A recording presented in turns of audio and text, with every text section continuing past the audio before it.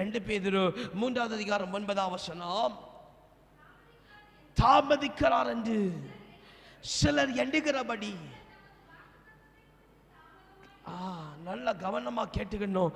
கர்த்தர் உங்களுக்கு பண்ணின வாக்குத்தத்தத்தை குறிச்சுல அவர் தாமதமா இருக்கல.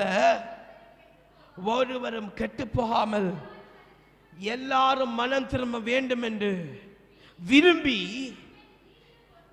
நம்மை நீடிய பொறுமையோடு அவர் காக்க பண்ணுகிறார். அல்லேலூயா, அல்லேலூயா. அருமையான தேவனுடைய பிள்ளைய உனக்கும் எனக்கும் கர்த்தர் வாக்கு பண்ணின வாக்கு தத்தத்துல கர்த்தர் பொறுமை அல்ல. அல்லேலூயா.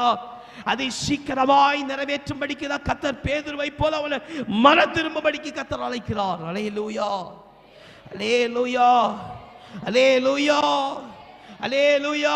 பேதுருவை பாருங்க, அவனுக்கு கேள்வி இருந்தது, அவன் வாழ்க்கையில கேள்வி இருந்தது, அவன் வாழ்க்கையில ஆழத்தில் அமிழ்ந்து போகிற சூழல் இருந்தது. அல்லேலூயா, அல்லேலூயா. அவன் மடிந்து போக வேதனைப்பட, அல்லேலூயா, அவன் சோதரன் சவர்ப்புறமாய் திரும்பி அழத்தக்கதான ஒரு அவனுக்கு அபத்தமான சூழ்நிலை உண்டாயிற்று. அல்லேலூயா, அல்லேலூயா. ஆனா பாருங்க, கடைசியில கர்த்தர் பேதுருவை எப்படி தெரியுமா அழைத்தாரு? அவனை நீ கற்பாறை என்று சொல்லி அவனை கர்த்தர் அழைத்தார். அல்லேலூயா, அல்லேலூயா.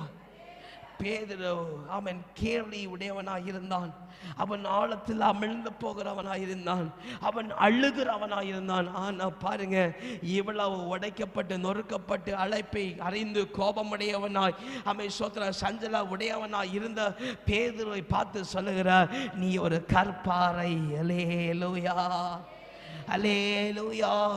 சபையே, அருமையான தேவனுடைய பிள்ளையே, கர்த்தர் சொல்லுகிறார், நீ உடைந்து உருமாற்றப்பட போகிற பேதுருவாய் இருக்கிறாயா? நீ ஒரு கற்பாறை. அல்லேலூயா.